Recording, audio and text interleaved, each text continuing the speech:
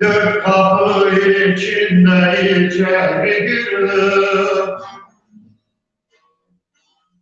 İmam Hasan Şah Hüseyin'i gördüm. Şah İmam Zeynel'e yüzünü sürdüm.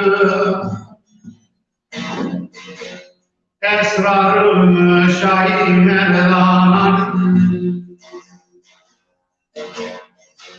Şah İmam Zeynel'e yüzünü sürdüm. İkrarımı Şah-ı Merdan'a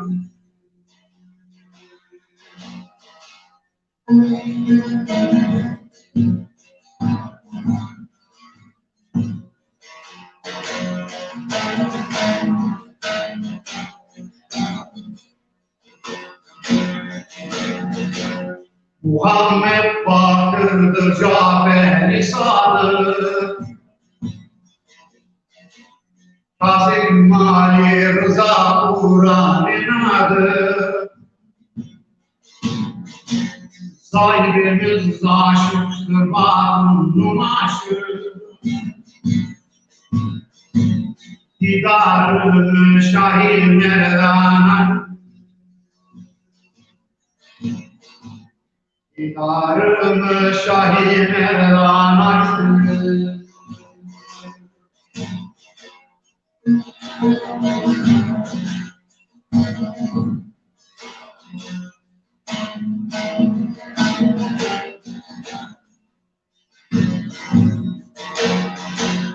Hakkı nakli askeri oldu bile,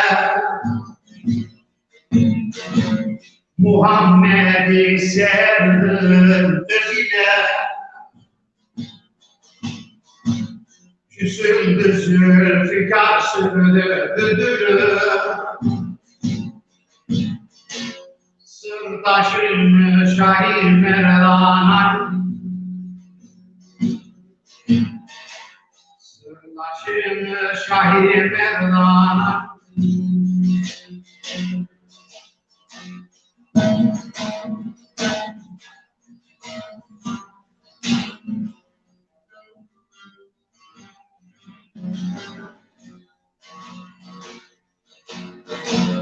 Genç abalım sırrı saklayan candan,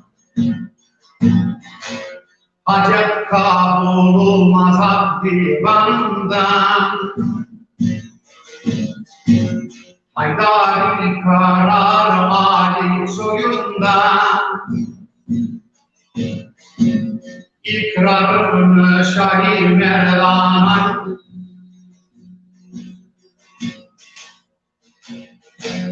İkrarımı Şah-ı Merdan'a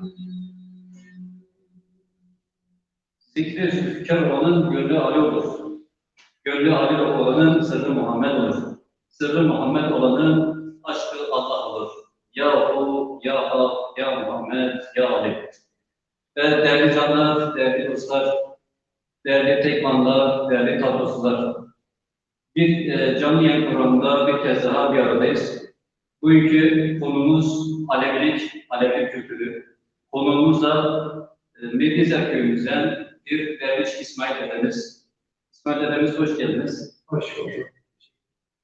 Değerli canlar, yayınımıza başlarken öncelikle belirtmek istediğimiz ve mutlaka unutmamamız gereken, zaman zaman da bunu dile getirip yaşatmamız gereken maalesef elem ve acı bir durumumuz var. Biliyorsunuz 2 Temmuz 1993 yılında Sivas Malıbak Oteli'nde 35 canımız, 35 demokrat, devrimci, aydın insanlarımız insanlık dışı bir olayla maalesef yakıldılar, katledildiler. Bizler de bu katliamı şiddetle ve lanetle kınıyoruz. Canlarını yitiren canlarımıza rahmetle ve minnetle anıyoruz, yad ediyoruz.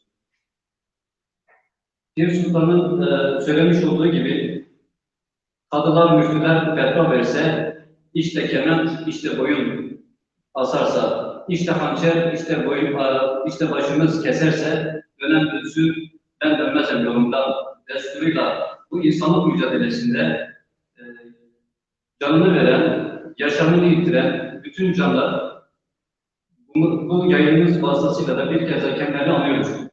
Ve şunu çok iyi bilmelidir ki bu insanlık mücadelesi aydın demokrat insanlarımızla, kendisini bilen, kültürünü bilen, kendi tarihini ve kültürünü yaşatan bütün insanlarımızla, bütün baskılara rağmen, bütün katliamlara, bütün yakınmalara rağmen mutlaka bu mücadelelerini sürdürecekler. Kendilerini bir kez daha rahmet ve minnetle anıyoruz ve konumuza dönüyoruz. İsmail Hocam hoş geldiniz tekrar. Hoş bulduk. Öncelikle sizi tanımak istiyoruz dedim. İsmail Derviş, kimdir, nerede yaşar? Teşekkür ederim. Öncelikle yayınınız hayırlı olsun. Çok teşekkürler, sağ olun. Cenab-ı Allah cümlemizi bu yolda, bu zamanda, bu hizmette mahcup etmesin, başarıların devam ediyor. Benim adım Derviş İsmail. Ben Mergezetliyim, Tatosluyum yani. Ben Almanya'da yaşıyorum. Benim hizmetlerim özellikle kültürdür. Almanya'da yaşarken kendi memleketimi, kendi vatanımı, kendi köyümü hiç unutmadım. Hep özledim, hep yazdım, hep buraları özledim ve içimde Medveslerde yaşayan Tatoslu, Erzurumlu Tatoslu bir Derviş İsmail, hasretle, gurbette yaşarken bir Derviş İsmail çıktı. İki çocuk babasıyım, iki kız bir oğlum vardı. Kendim Türk halk müziği sanatçısıyım, beste yazarım. Ali Bilgik'le 33 yıldır hizmet ediyorum. Almanya, Berlin'de yaşıyorum. Kendim dedeler kurumundayım. Ve özellikle Anadolu bir kültürün yaşatması için nerede yaşarsan yaşasın, kendi kültürünü kaybetmemek için cenaze, nikah, cemaat, türkü, deyiş, zazacak, Türkçe kendi dilinden bildiği kadar hizmet ediyorum. Halen de hizmetteyim. Sizler için halen de tahmin yazıda taktık buraya geldik. Hepinizi en içten dileklerimle, saygı ve sevgilerimle selamlıyorum. Bizleri kendi evlerinden mihman eden tüm canlara sevgilerimizi gönderiyoruz. Diyoruz ki sağlıkta kalın ama Tatos programda kalın. Bizlerle kalın. Çok teşekkürler ederim. Baş tacısınız. Çok sağ olun. Sizlerle buraya kalabiliyoruz. Onu geçecek baş tacısınız. Çok sağ olun. Benim mesaj yazıp gönderen arkadaşlarımız falan var. Kendilerine buradan selam ve saygılarımızı gönderiyoruz. Bizden de selam. Şöyle kısa bir iki arkadaş falan İsmail Karayer iyi yayınlar dileğiyle demiş. İsmail Hanım'ın Teşekkür ederim. Türklerin biri olmaya devam ediyor. Yayında bize izleten mektup dostlara gönderiyoruz. Musa Yıldız, Orhan Özdemir, kendilerine çok çok teşekkür ediyoruz. Bizden de selam olsun. Evet. Şimdi sorularımız var. Arabik üzerine, Arabik kültürü üzerine bazı sorularımız var. Fakat bu sorularımıza ve konularımıza geçmeden dedemizden küçük bir iştahat dinlersek çok makbule geçer, çok seviniriz. O zaman arada bir zazacayı değiş olarak. Tabii.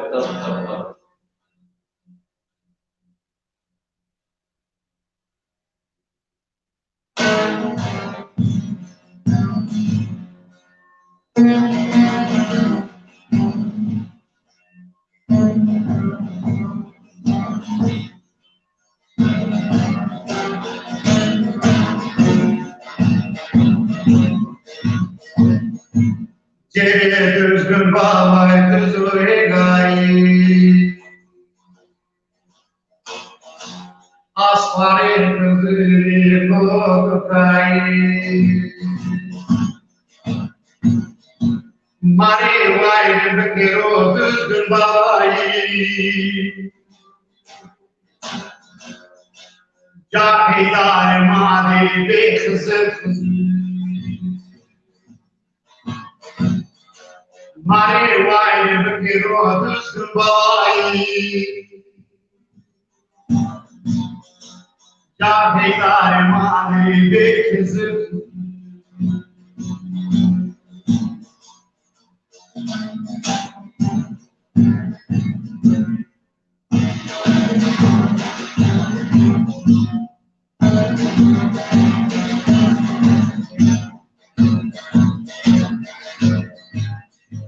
Koyun zülber tutdağmano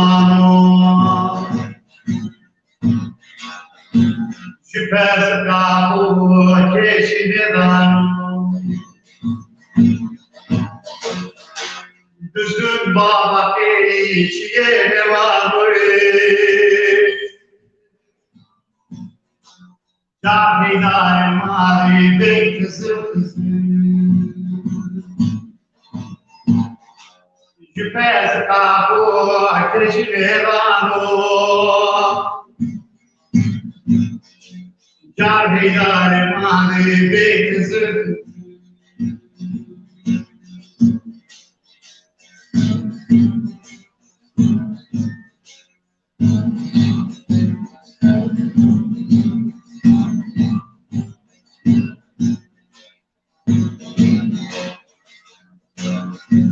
Desum mekani seydano Kures mansur evro mare meymano Avuçan devreş cemal selam davay Cahidar mali bekızır Devres cemala uçan selamdani Cahidar mali bekızır Sağ olasın efendim, sağ olasın, var olasın, başlarsın. Ben teşekkür ederim. İsmail Karayer arkadaşımız yazmış, Kerbela'dan bu yana dinleyen acılar yaşamakta, bizler yolumuzdan asla dönmedik, dönmeyiz. Var olun, sağ olun, çok teşekkürler. Ümit Özdemir arkadaşımıza teşekkür ediyoruz. Değerli yazarımız, kıymetli arkadaşımız, selamlarını göndermiş, çok teşekkür ediyoruz. Şimdi malum biliyorsunuz, Alevi kültürü bu coğrafyanın ve bu toprakların en önemli, en kadim kültürlerinden bir tanesi. Fakat gerek farklı politikalardan kaynaklı olsun, gerek bizim eksikliklerimizden falan olsun. Birçok durumumuz maalesef yok olmakla karşı karşıya. Tabii Alevi canlar kendi kültürlerini yaşatabilmek adına oldukça mücadeleler devam ediyorlar. Fakat tam bilmediğimiz ya da eksik kaldığımız noktalarımız var. Bunların başında bizim tam olarak bilmemiz gereken şey Alevilik nedir? Bu konu hakkında sizin de görüşlerinizi almamız mümkün mü acaba? Alevilik nedir? Peki, teşekkür ederim, sağ olun. Şimdi biraz önce siz değindiniz, çok teşekkür ediyorum. Dilinize sağlık. Sivas. Sivas sönmeyen bir yaradır, kandır. Sivas Kerbela, bugünümüzün Kerbela'sı. Sivas'ta şehit olan tüm canların, 33 canımızın şehidinden önünde saygıyla ediyorum. Rahmetler diliyorum. Ailelerine de tükenmez sabır diliyorum. Ve Şah-ı Merdan Ali bir daha cümlemize, hepimize Kerbelalar öyle olaylar yaşatmasın. Bu olayları yapanlara da şiddet bekliyorum. Cehalettir, cehalet bizim başımızı yemiştir. Sevgili hocam, Alevilik temelinde insan sevgisi var. Alevilik bir yoldur. Alevilik özünde ikrar vardır. Bizde ikrarsız insan yanlış yapar, onu ikrara davet ederiz. İkrarlı olan insan yanlış yapmaz. Alevilikte pir vardır, rehber vardır, cem vardır, cemaat vardır, dar vardır, solu vardır. Onların hepsinin sözünde de başlamadan önce rızalık kapısı var. Bizde rızalık olmadan hiçbir şey yapamayız. Alevilik, Hak Muhammed Ali bir yoldur, bir inanç işidir. Alevilik sazdır, sözdür, insanlıktır, turaplıktır, sevgidir, değiştir, türküdür, evrendir. İnsanı seven bir yol. Aleviliğin kültürünü, Aleviliğin yolunu bilin, öğrenin, okuyun. Okumayan her yolculuğunu karanlık. Hani Hünkar Hacı Bektaş öyle der ya, ne mutlu karanlık bir yere ışık tutar. Bak ışık yanıyor, birbirimizi cemalini görüyoruz. Bu nedir? İlimdir. İlimden gidilmeyen yolun sonu karanlık. Okuyun, Alevilik'i de öğrenin, Alevilik'in yolu da öğrenin. Ama bakın bu insanlar bu Türkiye Cumhuriyeti'nde nasıl yaşıyor? Onun için ikrar hava ile ateştir. İkrar su ile toprak. İkrar kar ile kocadır. Hava olmadan ateş yanmaz. Yağmur olmadan toprak yeşermez. Karı koca birbirine rızalık vermeden, ikrar vermeden evlilik olmaz. Demek ki insan ikrarı yaratıyor.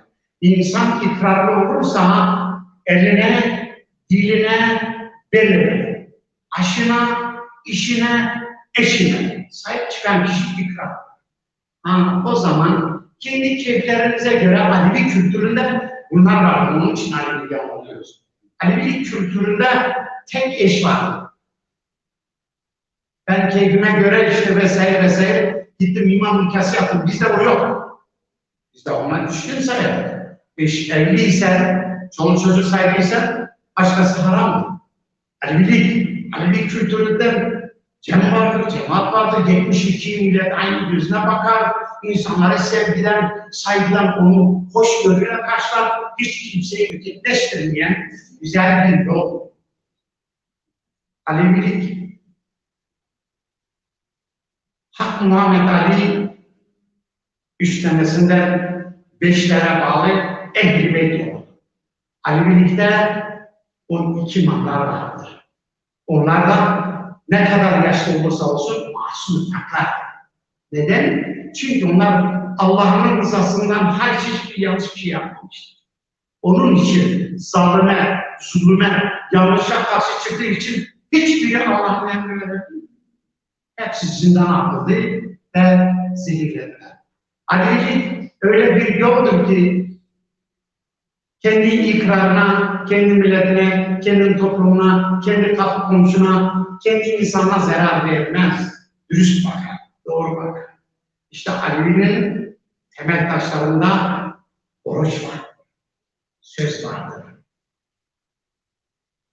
Evet, bazı yerler işte orucumuz tutulmuştur, namazını kılmıştır. Ama manasını bilmiyorlar. Manası nedir? Yani eline, diline, beline sahip olan bir insan, 4 kalbi, 40 makamıyla bilen bir insan, o oruçludur. Niye? Çünkü yalan söylemiyor ki. Oruç ne demek? Yalan söylememek demektir. Ekmek yememek değil. Tutun, okuyun, tutun. Orucunuzu tutun. Biz de tutuyoruz. Öyle değil ama. Her gün oruçluyum demektir. Zina yapmayacağım, çalmayacağım, çırpmayacağım, kimsenin fakirini getirip kimsesinin hakkını eline almayacağım, oruçluyum. Vallahi gel bana şahitlik yap, ben tutan adamı vurdum, mal çaldım, gel bana şahit. Tabii ben oruçluyum. Ali de onu diyor. Çünkü bir gün değil, bir ay değil. 365 gün ben oruçluyum. Yani 20 yıl yanlış yapmayacağım. Onun için bizde Alevilik o kadar güzel bir temiz bir yoldur ki deniz gibidir, bayramlandır. Eğer bir denize girdiğin zaman yüzme bilirsen karşıya geçersin. Bilmezsen boğulursun. Aleviliği bilersen ancak yaşarsın. Aleviliği bilmezsen boğulursun. Çünkü Alevilik haktır, hukuktur, adalettir, insan sevgisi. Evet, ben biraz uzattım da siz. Doğru, doğru. Dediğiniz gibi de Alevilik aslında böyle bir şey. Yani ahlak, sevgi, Evet. doğru. Bunlar var. Az önce bahsetmiş olduğunuz bu ibadet kısmı olsun, oruç kısmı olsun falan.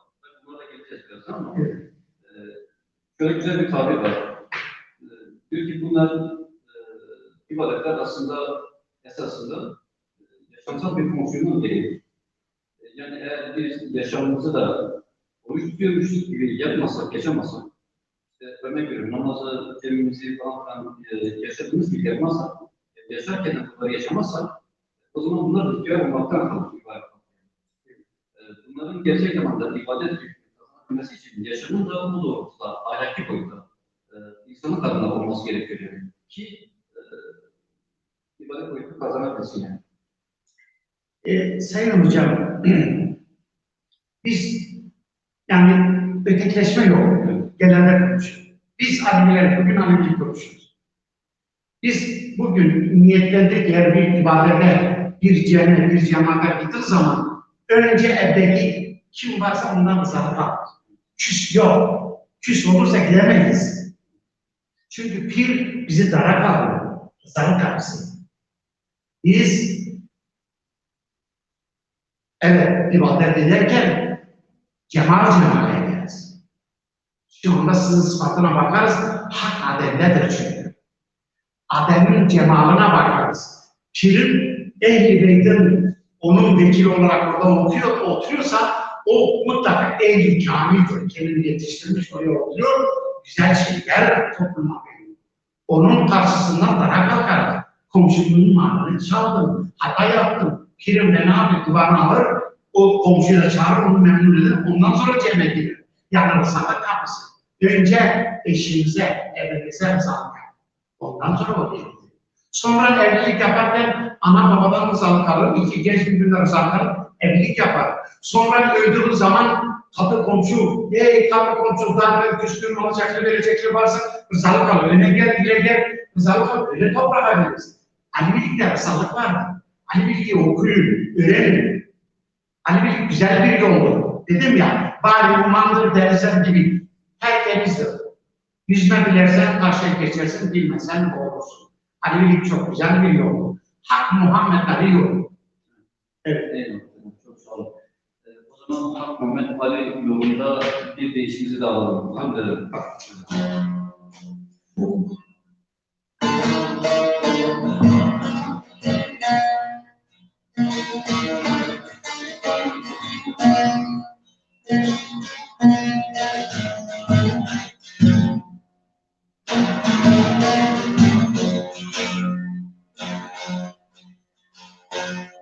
Eşref Allah kalberi, Eşref Allah kalberi, bahçe biziz, gün bizdedir, bize Mevla'nın kulu.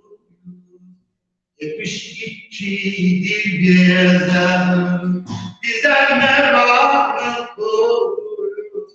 72'dir bizdedir, şirketim güzel.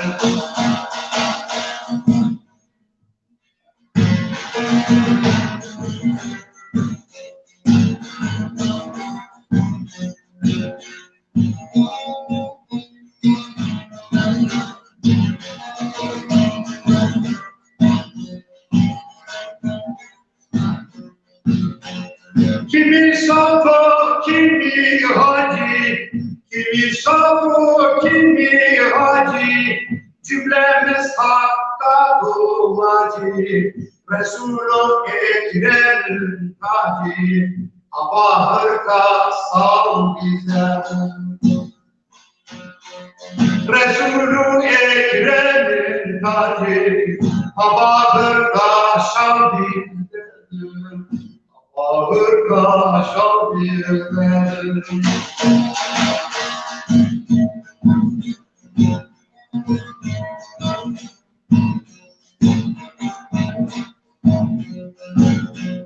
Biz erenler geçeriz, biz erenler geçeriz, Taş bahçenin çiçeğiyiz, Hacı Bektaş koçeyiz, Edep erkan yok diyelim, Hacı Bektaş koçeyiz, Edep erkan yok diyelim. Erkan yok diyelim.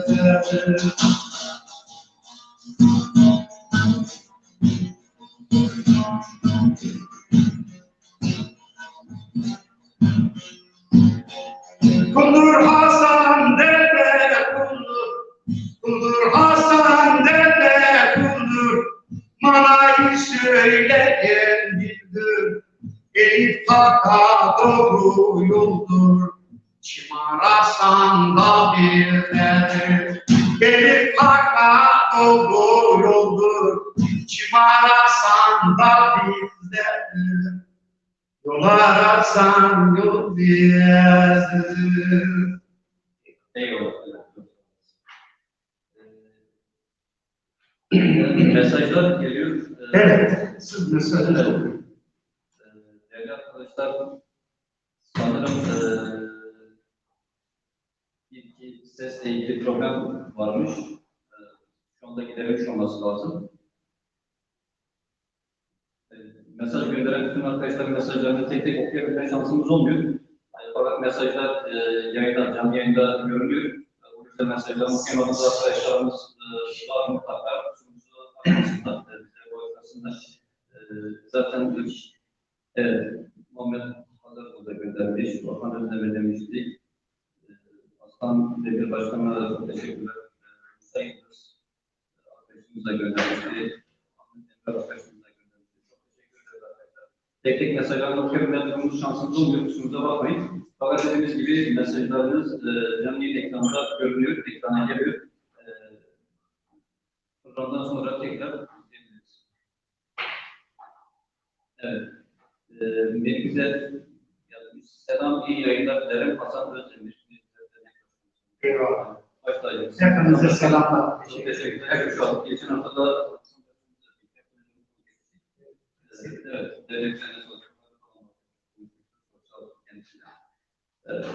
devlet teknolojisi aynı zamanda Fotos TV ile mutlaka YouTube kanalı üzerinde de olsa, Facebook üzerinde de olsa beğenmenizi ve abone olmanızı tekrar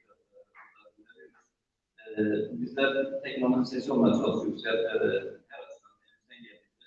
Farklı kültürlerimizi, farklı inançlarımızı, farklı köylerimizi, değerlerimizi, tarihimizi yansıtmaya, yaşatmaya, sesler olmaya çalışacağız. Bu doğrultuda en büyük görev ve sorumluluk elbette ki siz teknolojiler açıyoruz. Biz sadece aracı olmaya çalışıyoruz. Bu konuda sizler de abone ve üyeliklerinizi yaparsanız çok seviniriz, memnun oluruz. Mehmet Karlı arkadaşımız göndermişti ve Selim Baz arkadaşımız mesajları göndermişti. Kendilerine çok teşekkür ediyoruz. Mesajlarını tek tek okuyabilme şansımız olmadığı için tekrar bizi başlasınlar. Evet dedim, şimdi ikinci sorumla geçmek istiyorum. Şimdi biliyorsunuz kültürel anlamda da Alevilik dediğimiz gibi farklı ve oldukça tarihsel bir ilişkin var. Kültürel anlamda Alevilik'teki gelenek ve göreneklerimiz ve etkinliklerimiz neler? Bu konuda görüyor şansınız var mı? Teşekkür ederim. Yıllar geber olsun, sağ olun. Alevi kültürü çok zengindir. Alevi kültürü çok öyle bir güzel bir kültürü vardır ki hiçbir zaman hiç başkasının inancına, ibadetine mümkün değil. Ters ya da yanlış bakmamıştır. Alevi kültüründe çok zengin bir kültür. Bunda biraz önce anlattığımız gibi Başta Hak Muhammed Ali dediği zaman o izden çıkmayacağız. O kültürden giderken onların bize bıraktığı miraslar nedir? Onların bize bıraktığı yolda, ikrarda, cemde, cemaaten o kültürden biz neler almışız? Şunu almışız. Yalan söyleme. Senin olmayanı alma. Haramdır çünkü senin olmayanı alma. Alevi kültüründe kapı komşunun senin kıblendir, ona düzgün bak. Onun arkasında ya da ona uyum kazma. Kazarsan kendini düşersin. Alevi kültüründe musaylık var. Musaylık bir familya, bir aile kuruyorsun. O aileden senin ayak tavrın niye kirlidir ya da kaşın niye kalmıştır demeyeceksin. İkrar vardır orada çünkü. Onun cemali hak cemalidir. Ondan ikrar, ondan teyze alırsın. Alevi kültüründe hangi ülkede yaşarsanız yaşayın, ikrarınızdan, yolunuzdan vazgeçin. Kendin geçmişini bilmeyen, geleceğini bilmez. Alevi kültüründe çıralık vardır. Alevi kültüründe oruç vardır. Ayı vardır. İşte Kurban Bayramı vardır. İşte mazlumlara, yetimlere, kimsesizlere, 17'lere, 5'lere, 14 mazlum varlar. Bunları anlıyor ve onlara oruç tutanlar yapar. Hazreti Fatma oldu. Tüm bizim öyle bir zengin bir kültür ki her şey içinde vardır. Ama seni bilmen lazım. Senin kendi kültürünü, kendi yolunu bilmen lazım. Başkasına uğraşma.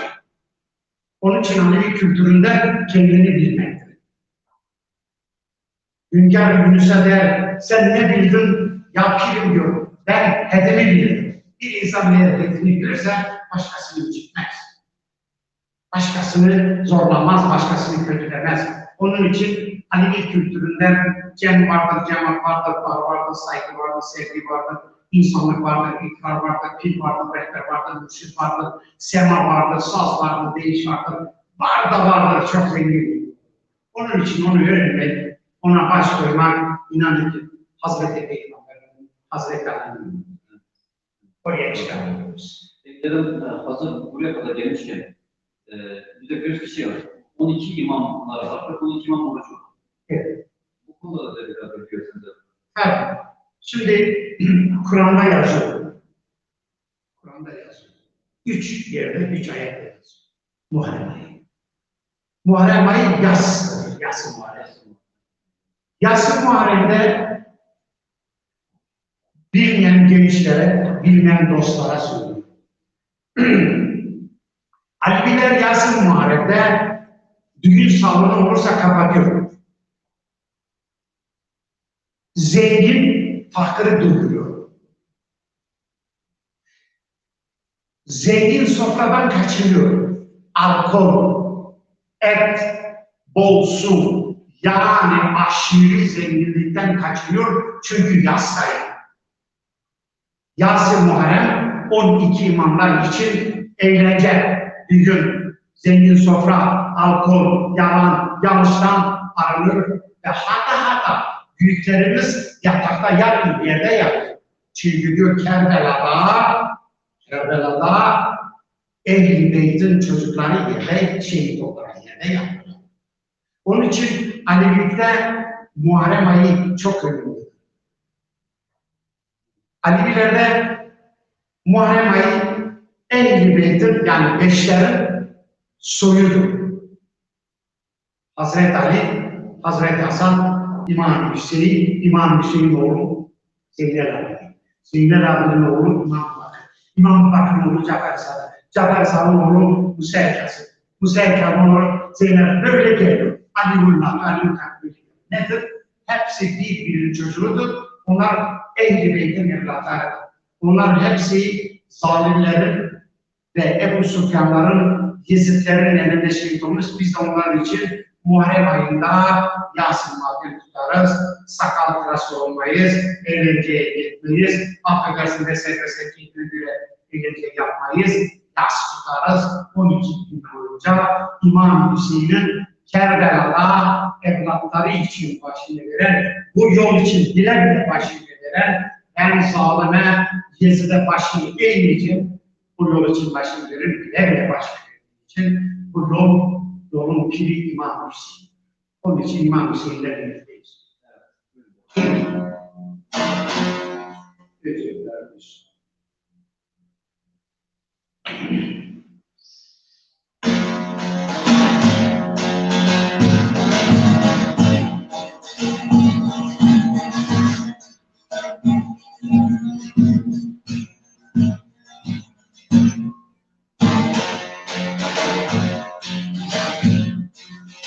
Güzeler deli de haydar, etmem berdar, dönmezem ben seni. İmam Hüseyin,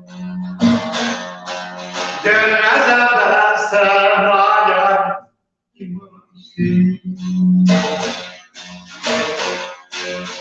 Bütün şehirlerinde haydar, sen oldun serdar, dönmezem ben seni. İmam Hüseyin, dönmezem ben serdar, İmam Hüseyin.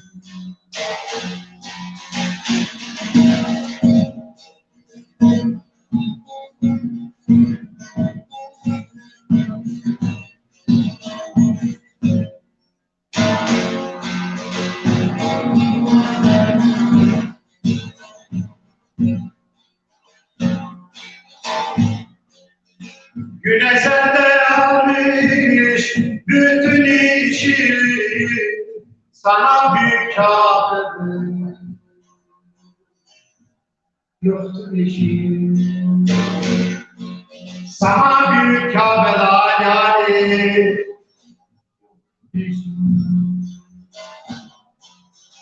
koylar melekler ağır, sallar beşi, dönmezem ben seni.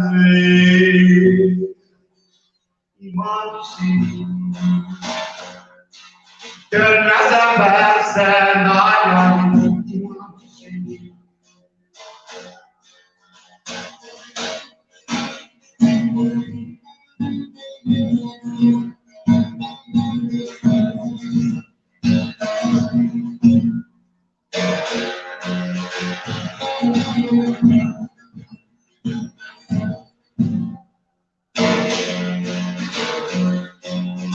Seyit mevdüğümdür heydar bir cananı, sen nuri gıdasın alâli, vardır imanı.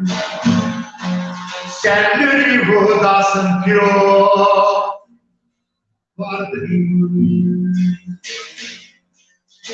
Aşkına yanarım haydar, çıkmaz dumanı, dönmezem ben seni. İmam Hüseyin, dönmezem ben seni. İmam Hüseyin.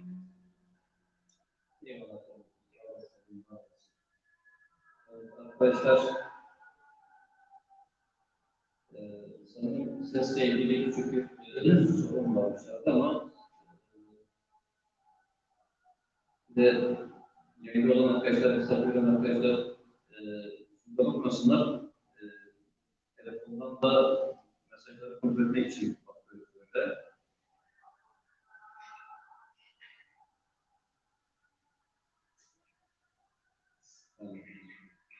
Mehmet Karada arkadaş yazmış, demiş de benim sesini peki, çok teşekkür ederiz arkadaşlar, çok sağ olun. Zaten biz konuşmaları ve değişikliği yeniden dedemizden bildiğimiz için çok da fazla konuşmayacağız. Dedemiz konuşacak, Alevilik konuşacak, Alevilik kültür konuşacak, Alevilik inanç konuşacak. Biz de dinleyeceğiz, öğreneceğiz, bileceğiz inşallah. Evet, dedem, biz biraz da özele dönelim o zaman. Mesela bizim burada Alevi kültürlerinin, Alevi canlarımızın bir nevi kendisine sahiplenme olarak görüyor. Böyle tabiri caizse diyelim, bir sığınma yeri olarak görüyor. Kutsal olan Kuruç Baba var. Kuruç Baba'yı bize biraz anlatabilir misiniz acaba? Nereden geliyor, nasıl oluyor? Kuruç Baba ne anlıyor? Efendim, Kuruç Baba tarihi ne zaman olmuş belli değil. Yalnız Kuruç Baba'nın 1800'lerde ya da 1750'lerde dedemizin Tunceli'de kalkıp Kıbrıs'a gitmesi, Kıbrıs'tan bir sene kalıp gelip Merkez'e, yani Devreşe, Kureyşe'de orayı kuran bir varlık. Kiminle kurmuş? Ondan önce Şeyh Hasan bir değerli bir can gelmiş. O can rüyasından ona görmüş. Gelip burada Baba Mansur bir Hasan dede varmış. Beraber 3 kişi oraya kurmuş. Orayı kurarken Derviş dede Tunceli'de Kureyşan Ocağı'ndan geliyor. Çok kerametli, çok sırrı kerametli, ilim sahibi olan bir insan. O işte rüyasından görüyor. O rüyasından görüyor. Derviş diyor, sen burada yalnız değilsin. Ben de buradayım. Yani gururluk, soğuma, gururluk olan bir yere Kuruç Baba, yani babadır, seyittir, babadır. Onun için Kuruç Baba koymuşlar. Kuruç Baba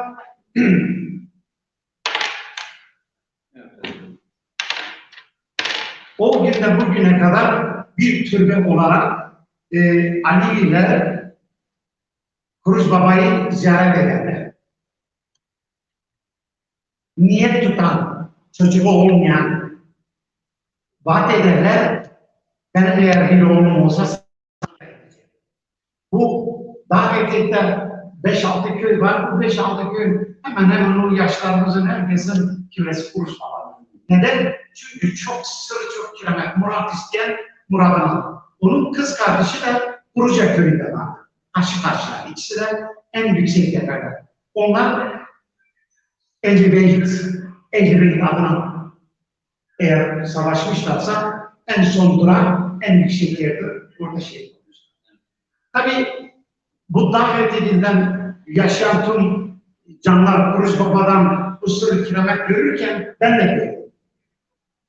Ben de Almanya'da çok ağır bir hastalık geçirdim, komaya girdim. Uyandığım zaman ağladım. Dedim, bu benim hakkım mıydı ki ben bu hale gelmişim, hastalanmış. O arada doktor çağırdılar, ben ağlıyorum, niye bu haldeyim? Yine buldular, ben uyudum, rüyada bir baktım Kuruç Baba'dayım. Elimde bir kurban var bir daha. Gidemiyorum yukarıda. Yukarıda bir Ehli Beyt bağırıyor. Derviş İslam diyor, orada dur ben geliyorum. Ve bu dedeyle görüşürken abimin ismi İmam Hüseyin'dir şu anda köyde. Bir baktım telefon çalıyor.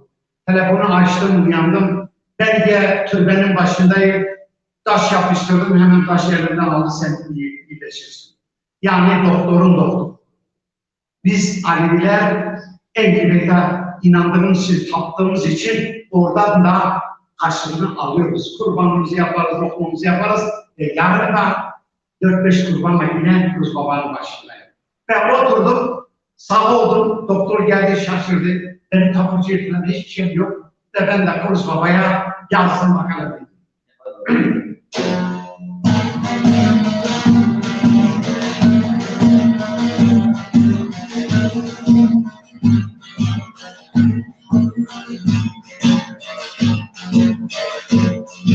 Sodır Ratımı Rasena Pečka Pačke Runija Zvazena Tanke Venga Kodacire Vazena Mare Guaide Püki Püki Ya Kuruç Baba'yı Ya Rüzbâ-i Ya Rüzbâ-i Are vayle bükki ya Rüzbâ-i Ya Hoşabâi Ya Rüzbâi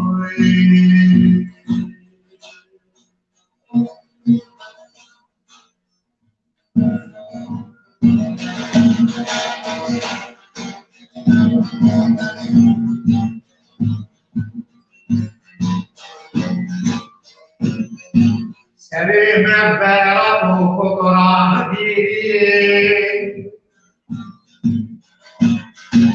Rahodır ve to merak o dediri Cirani yazardu biya ve kuri Hay rukme bülbül ya Rüzbâi Ya Rüzbâi Ya Rüzbâi Hay biya biyanı ya Rüzbâi Ya Rüzbâi Ya Rüzbâi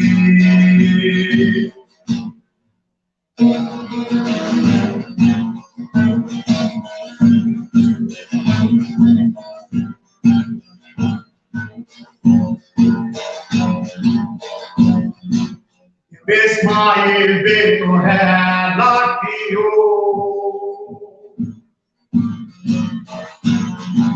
Esco hemi fode por sbaladio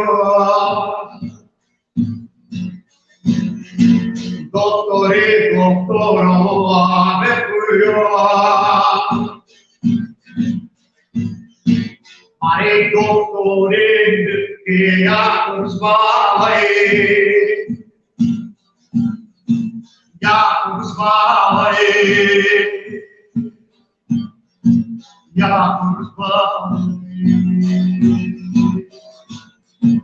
Mare dottore mülki Ya Rüzbâi Ya Masbâi Ya Rüzbâi Eyvallah Sedat, çok sağ olasın. Eyvallah. Aynı zamanda Ümit Baba demişken bir de bizim köylerimizin her birinin kendisinde özel güzel isimleri var. Mesela işte örnek Mirgizer köyü. Bu Mirgizer ismi nereden geliyor acaba? Evet. Ya da Mirgizer'in biraz böyle geçmişi tarihi. Evet, bak, biraz önce dediğim gibi mezarın üzerine Arapçayla Farsça yazılı bir yazı var. O 300, 320, 330 sene gösteriyor. Dedem işte Dersim'de gelirken kendi dostlarıyla o günkü yaşayan güzel inançlı taliplerle bu köyü kurarken 2 tane çayırın arasında Merve, Zazaca'da çayırın ismi Merve. Türkçe'de de mi? Evet, Merve. 2 tane çayırın arasındalar. Peki zere, nerede zere? Sapsarı çiçek. 2 tane çayırın arasında sapsarı çiçek bir köy. Merve zere. Yani sapsarı görünüyor. Zaten topraklarda da var. Onun için isim öyle koymuşlar. Merve zere. Evet. Tabii tarihisi bellidir aslında da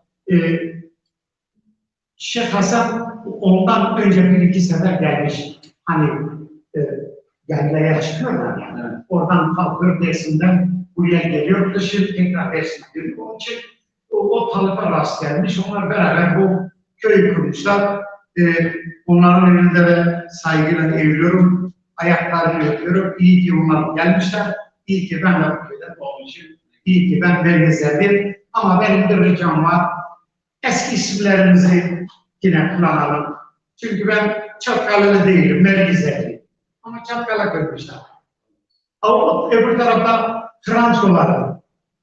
Goma İbrahim Ağa Türkçe'de. Öbür tarafta Gomatyer vardı. Ama Çağlar olmuş. O tarafta Goma Mey vardı. Kazançıklı olmuş. Öbür tarafta Koruca vardı. Öbür tarafta Almorköy vardı. İşte Çaydağ olmuş. Yani onun için eski isimler daha güzeldi belki. Yani çünkü bizim anamız, babamız, dedemiz, ben kendim orada doğmuşuz. Çok şirindir, çok tatlıdır. Herkesin doğduğu yer güzeldir. Hepinize saygılarımı sunuyorum. Ama kendi doğduğu yerden kopmayın. Kendi kültüründen kopmayın. Kendi geçmişini bilin, geleceğini de bilin ki doğru yolu seçin, öyle gidin. Aman size rica ediyorum. Ananız, babanıza inanın. Onları dinleyin. Başkasının arabasını bilmeyin. Ananız, babanızın rızalığı olmadan yanlış bir şey yapmayın. En iyi sağlık dostum annem babamdır. Onun için bu yol bizde böyledir. Biz de deriz ki yalan söylemeyin, çalmayın, çırpmayın. İkrarlı olun, yani ağzınızdaki söz çıkan söz ikrar. O söze inanın, o sözden vazgeçmeyin. Ağzına çıkan sözün arkasına durun ki geleceğiniz temiz olsun. Aman ananız babanıza inanarak, onların dualarını alarak nice köprüleri aşarsınız. Tabii ki Türkiye Cumhuriyeti'nde başbakan olursunuz. Çünkü onların duaları size köprü olur. Evet, buyurun. Sorun var. Köyde kaç ailem gelir, soyum gelir. Kaç kabile? Kaç kabile değil. Evet. Şu anda tabii o zaman baba şehese, yani Çoluk diyoruz. Çolkan ilk başta gelmiş. Ondan sonra Kureyş ile Baba Mansur beraber gelmiş. 3 oldu, 3 yani onlar kuruyor. Sonra onlara talip olan, yani mürit onlara talip olan, o sırra kiramete inananlar pirlerin yanına geçerler. Mankan var, Çevren var, Ariyiciler var. Yani 5-6 tane kabiledir. Çok da güzel bir köy, çok da güzel bir kabileler var. Çok da hemen 330-350 yıla yakın beraber yaşıyoruz. Çok güzel de yaşıyoruz, hiçbir sorunumuz da yoktur. Ne mutlu ki ben güzelim. Tabii buradan herkese, ben Avrupa'da yaşıyorum ama burayı unutmadım. Geçmişimi de unutmadım. Soyuma sahip çıktım. Ne kadar elimde gelirse, varsa elimde bilgi, varsa elimde beceri, varsa elimde hüner, hani Kürtçe'de hünerler diyorlar ya, ben hep kendi milletime, kendi topluma, kendi insanıma veriyorum. Çünkü ötekileşme yok. Tekman, katosladığımız zaman biz hep bir bütünüz. Gece gündüz beraber alışveriş, beraber de tabanımız, beraber de malımız, beraber de. Bizde yanlış olmaz. Çünkü biz inkılaplıyız. Eyvallah. Çok sağ olun. Aynı zaman. Biraz da zamanımız vardı. Zaman zarfında dinleyen mesaj gönderen bütün arkadaşlara çok teşekkür ederim. Ben de teşekkür ederim. Var mı isteklerim? Ben şeyle ilgili soru var aslında. Onu ben de sormak istiyordum da. Alevi deyince böyle farklı Alevilikler de var mı? Mesela işte Anadolu bölgesindeki ya da Hacı Bektaş Veli Alevi kültürüyle Alevi kültürü arasında bir fark var mı? Nasıl oluyor? Hayır. Alevilik bir tane. Bir tanedir. Alevilik bir yol. Yol bir tane. Mesela Hazreti Peygamber sallallahu aleyhi ve sellem Ali el-Muhtezel ve Çin'in o zamanki yönetim kurduğu bir tane İslam. Din yok. Tek bir din var. O da Muhammed kabul Ali'nin, Allah'a tapıyor. Allah'ın dini var. Millet çarpıyor, çok artıyor. Alevilik bir tane. Benim babam Zazaca konuşmuş. Zazaca Alevi olmaz. Ben Türkçe konuşuyorum. Türkçe Alevi olmaz. Benim oğlum Almanca konuşuyor. Alman doğumludur. Almanca olmaz. Aleviyiz ama leş de biz ayrı. Nerede yaşarsan yaşa, o dili konuşursun. Türk Alevisi, Türk Alevisi, Zaza Alevisi, Arap Alevisi olmaz. Yol birdir çünkü. Ama insanlar inanıyor. Herkes bir dilini almış götürüyor. Öyle değil. O diller ayrı ayrıdır. Keşke ben dünyadaki tüm dilleri bilseydim, onların önünde eğilseydim, o kadar da çoğalırdım. 3-4 dil biliriz, 3-4 dili hepsi de seviyor. Onlar bizim. Denem yavaş yavaş programın sonuna doğru geliyoruz. Evet. Değişiklik Bir değişiklik kapatalım istersen. Değişiklik alalım. Sonra ya da işte mesajınız varsa Evet. onları da iletirsiniz. Evet. Evet, buyurun.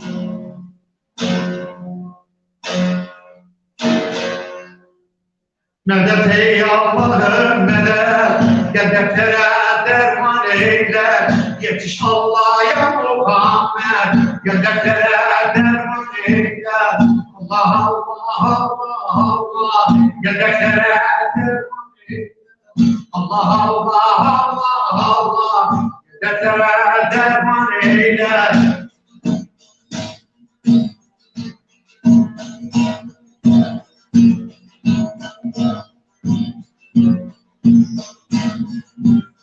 Hasan Hüseyin aşkına yardım eylersen düşküne, İmam Zeynep'in aşkına hedeflere derman eyle. Allah Allah Allah Allah, hedeflere derman eyle. Allah Allah Allah Allah, hedeflere derman eyle.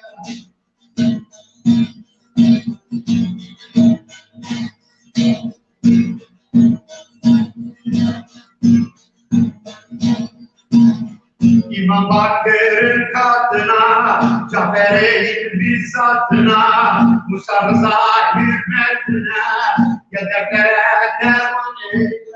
Allah Allah Allah Allah, hedeflere derman eyle. Allah Allah Allah Allah, hedeflere derman eyle.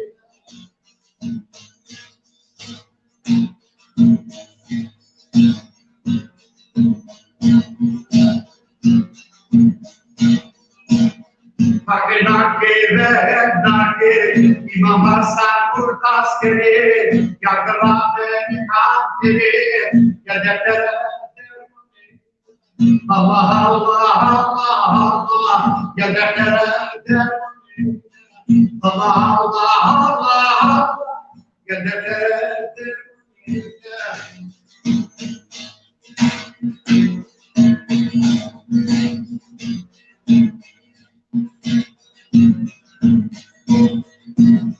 Gelir haktan dilek dile, belki sanki zaman gelir.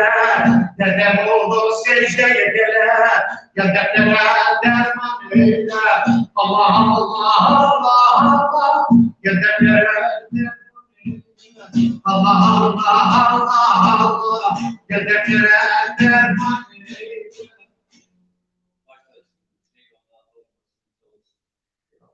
Arkadaşlar yavaş yavaş programın sonuna doğru geliyoruz. Bazı teknik sorunlar, sıkıntılar olmuş olabilir. Özellikle sesle ilgili problem belki olmuş olabilir. Yayını izleyen, dinleyen, mesajlarını gönderen bütün arkadaşlara, bütün canlara, bütün dostlara yürekten selamlarımızı iletiyoruz. Aynı zamanda mesaj gönderen arkadaşları yani burada okuyabilme şansımız var ama yani tek tek yayını okuyamıyoruz. Çünkü zaten sesle bir problem var. Fakat mesajlarımız zaten canlı yayında görünüyor. O yüzden bir eksikliğimiz, bir teknik olarak olsa, bir eksikliğimiz varsa başkanımızla paylaşıyoruz. Evet, efendim, son olarak söylemek istediğiniz, iletmek istediğiniz bir mesaj, bir ayrı fikri, bir ayrı olarak buyurun. Teşekkür ederim.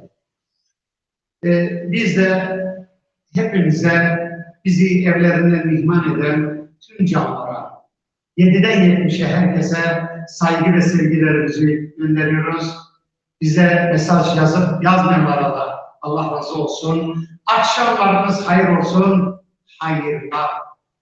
Hayır olsun. Şerden bizden uzak olsun. Müminler şad olsun. Münafıklar uzak gitsin.